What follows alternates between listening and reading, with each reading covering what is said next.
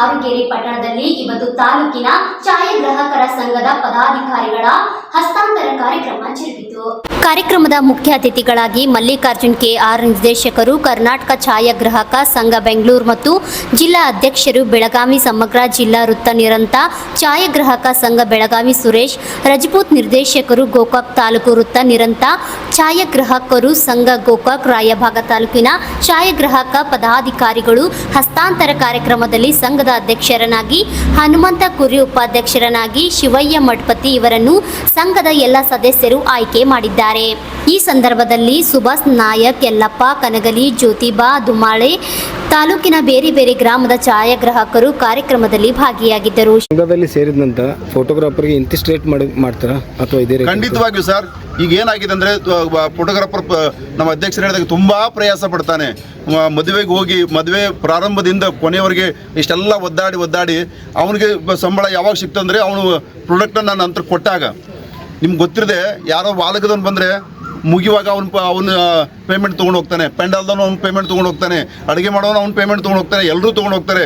ಇಷ್ಟು ಕಷ್ಟಪಟ್ಟು ಬಂಡವಾಳ ಹಾಕಿರೋಂಥ ಫೋಟೋಗ್ರಾಫರ್ಗೆ ಸಿಕ್ಕೋದು ಯಾವಾಗಂದರೆ ಇವನು ಆಲ್ಬಮ್ ಕೊಟ್ಟಾಗ, ವಿಡಿಯೋ ರೆಡಿ ಮಾಡಿಕೊಟ್ಟಾಗ.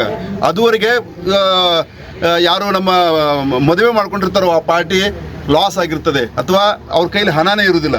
ಇವ್ರು ಕೊಡೋದು ತುಂಬ ಕಷ್ಟ ಆಗ್ತದೆ. ಹಾಗಾಗಿ ಫೋಟೋಗ್ರಾಫರ್ ತುಂಬ ಕಷ್ಟದಲ್ಲಿದ್ದಾನೆ. ಅವ್ನು ಬೆಳಿಬೇಕಂತ ಹೇಳಿದ್ರೆ ಸರಿಯಾದ ಸಮಯದಲ್ಲಿ ಪೇಮೆಂಟ್ ಕೂಡ ಮಾಡಬೇಕು. ಯಾರು ನಮ್ಮ ಗ್ರಾಹಕರಾಗಿ ಯಾರು ಇರ್ತಾರೆ, ಮದುವೆಯವರು ಅಥವಾ ನಮ್ಮನ್ನು ಕಾರ್ಯಕ್ರಮ ಕರೆದವರು, ಅವರು ಕೂಡ ಸಮಯಕ್ಕೆ ಸರಿಯಾಗಿ ಪೇಮೆಂಟ್ ಕೊಟ್ಟು ಸಹಕರಿಸಬೇಕು ಅಂತೇಳಿ ಜನಸಾಮಾನ್ಯರಲ್ಲಿ ಕೂಡ ನಮ್ಮ ಮನವಿ ಇದೆ ಸರ್. ಹೊಂದಾಣಿಕೆ ಆಗಲೇಬೇಕು ಸರ್. ಇನ್ನು ಹೊಂದಾಣಿಕೆ ಆಗ್ತದೆ. ಯಾಕಂದರೆ ಇಷ್ಟು ವರ್ಷ ಸರ್ಕಾರ ನಮ್ಮ ಕಡೆ ಕಣ್ಣು ತೆಗೆದಿರಲಿಲ್ಲ. ಅವಾಗ ಏನಂದರೆ ಸಂಘಟನೆ ಯಾಕೆ ಬೇಕು, ನಮ್ಮಲ್ಲಿ ಕಿತ್ತಾಟ, ನಾನು ಅಧ್ಯಕ್ಷ ನೀನು ಅಧ್ಯಕ್ಷ ಅಂತಿತ್ತು. ಆದರೆ ಈಗ ನಾವು ಸಂಘಟನೆ ಮಾಡೋದು ಹೊರತು ಪರ್ಯಾಯವೇ ಇಲ್ಲ.